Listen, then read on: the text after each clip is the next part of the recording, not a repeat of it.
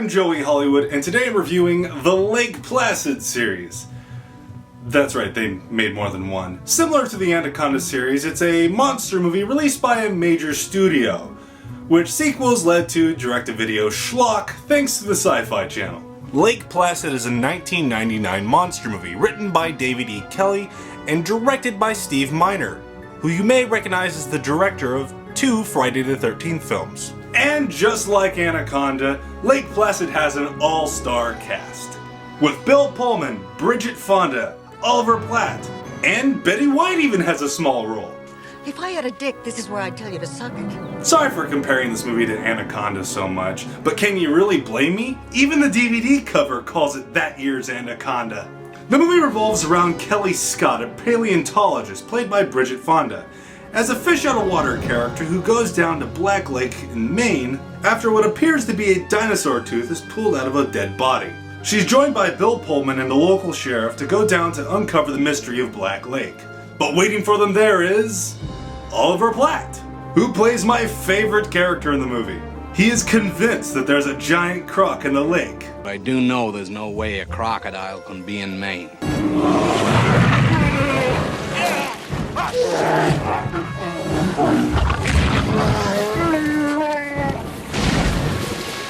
Oh my god, did you see that? There's no brown bears in Maine.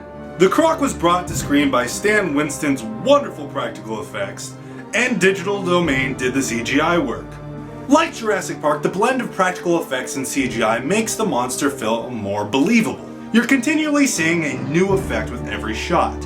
While it's not Oscar material, it's overall a really fun movie, with likable characters, witty dialogue, and with a runtime of 1 hour and 22 minutes, it doesn't overstay its welcome. Unlike its consequent sequels. Unlike the Anaconda series, which had one more theatrical release before they got pushed onto the Sci-Fi Channel, the Lake Placid series skips past all that and goes straight there. Lake Placid 2 is a direct-to-video sequel that is, in my honest opinion, the worst of all 4 films. The cover of the movie is probably the worst of the series as well. That Photoshop though, nom nom nom nom nom. Also, there's 2 releases of this movie, an unrated version on Blu-ray and a TV edit on DVD. And the weirdest thing about the TV edit release is that there's a bonus feature that fast forwards the movie straight to the gore and nudity scenes missing from the TV edit. So what's the point of releasing a version with less gore and nudity just to have a bonus feature on the disc that skips to those scenes you cut out and glorifies them? It doesn't make any— money. One of the biggest issues I have with this movie is it's completely forgettable. It's a cookie cutter cut out of the original movie's plot, and anything that was a strength in that film is a weakness here. To make matters worse, everyone is unaware of the events of the last film. They act like it was all covered up. I'm telling you, a local gossip and a superstitious old lady still don't make a giant man-eating crocodile. But seriously, there's no covering this up.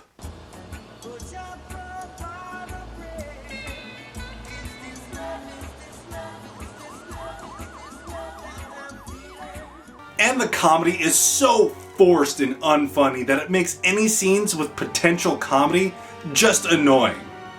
So why don't you talk to her already? Jesus, Dad, don't you gotta go to work or something? Yes. So why don't you talk to her already? Comedy! The movie stars John Schneider as a local sheriff who's trying to rebuild a connection with his woodenly acted son, who unfortunately is not played by Tom Welling. It's pretty much paced the same as the first film, but unfortunately the Oliver Platt and Betty White equivalents in this movie are played by Sam McCarthy and Cloris Leachman, who are not nearly as entertaining. The only thing this movie really has going for it is nudity. And in a digital age where boobies are just a Google search away, the movie feels like it's just a waste of time. And then we got this guy who's got like a Rachel from Friends thing going on. Jeez man, you're gonna poke somebody's eye out with those things. I don't know why, but I feel the need to censor these puppies. The characters are bland and most of them seem to be dubbed, which wouldn't surprise me if they were since this movie was shot in Bulgaria. It's awkwardly edited and just frustrating to sit through. Lake Placid 3 from 2010 is actually a little better, if you can believe that. It also has one of the strangest openings to any movie I've ever seen. Horrible. Oh. Take it easy, cowboy. Now, you see, that's what I've been talking about.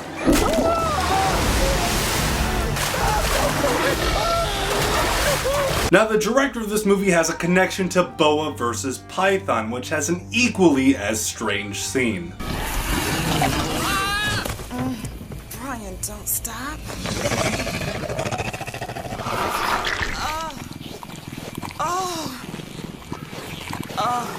Oh, give it to me, Brian.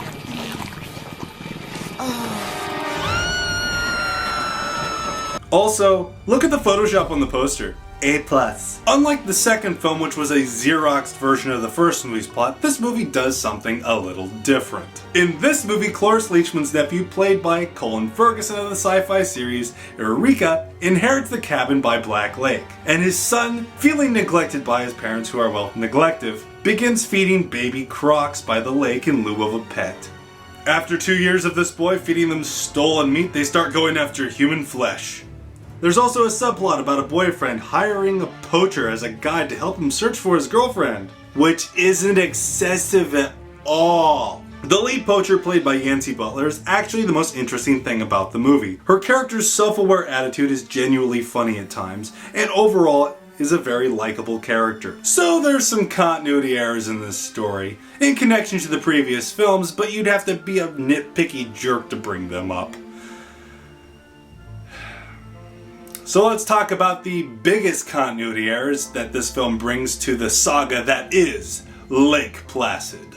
Betty White owned the house by Black Lake in the first film. She had lived there many years with her husband. Well, dig him up if you don't believe me. And in the second film, she had passed away and passed on the house to her sister. And when she died, her nephew moves into the cabin and reminisces about the time he spent with Betty White's sister instead of Betty White herself. He also goes on about how the house looks exactly the same when he was a kid, even though the house looks completely different from the last film and even more different from the first movie. Overall, this movie is an improvement over the second, but it feels drawn out, and about an hour in it begins to lose its charm.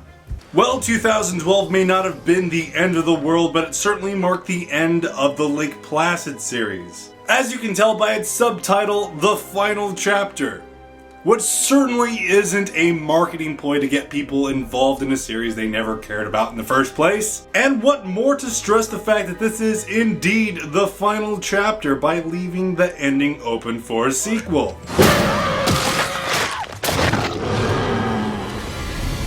And you know this is going to be great just by the cover art. I mean, isn't this the best poster you've ever seen? Now the lore of the crocodile changes with each movie. In the first film it was large because it was over 105 years old. In the second film it was because Sadie Bickerman was feeding the crocs meat loaded with growth hormones. Oh my gosh, that's vile. Don't tell me you're one of those vegetarians. No. That meat is pumped so full of growth hormones, I'm surprised those crocs are still alive. In the third, well, they kinda glossed over it. But in this movie, they're a new breed of crocodile. And are basically velociraptors, unless they're babies, then they're piranha. So basically the crocs are basically anything but crocs. Yancy Butler reprises her role for this installment and is joined by Robert Englund, who plays Jim Bickerman, and everyone else isn't worth mentioning because they're bland and forgettable. It opens up mere seconds after the last film, then jumps a few years later. In this film, the Army Corps of Engineers have built a giant fence around Black Lake to stop any of the crocs from getting out and any people from getting in. And of course it doesn't stop anyone, as the school bus accidentally makes a wrong turn and goes through the gate. Maybe if you weren't watching so much porn while you're driving, this could have been avoided, huh? And a scientist leads some poachers through the gate to collect specimens. And you guessed it, people start dying. And it's up to Yancy Butler, an obligatory love interest, who also have kids past the gate, to save everybody. Out of the 3 direct-to-video sequels, this one is the best. Yancy Butler is still very entertaining, and even though Robert Englund's scenes are limited, he steals the show in each one. The cinematography is a huge improvement over the last 2, and the movie actually has a steady pacing. It's also really bad, so there's that.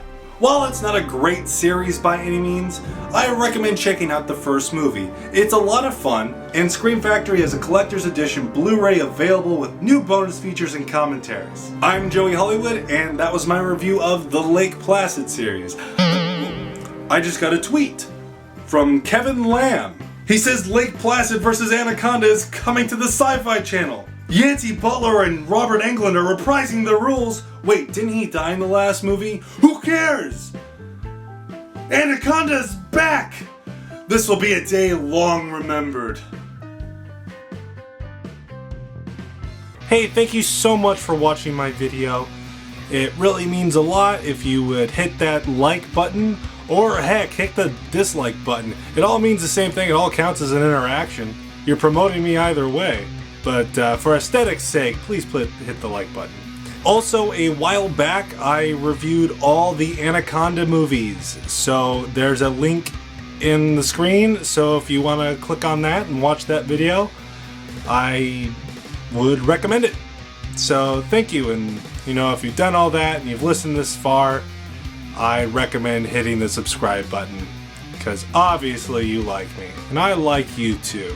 Let's be friends and hit that subscribe button. I don't know, I'm just rambling at this point, but I'll catch you later in another video, whatever that video might be. You guys are great. Bye-bye.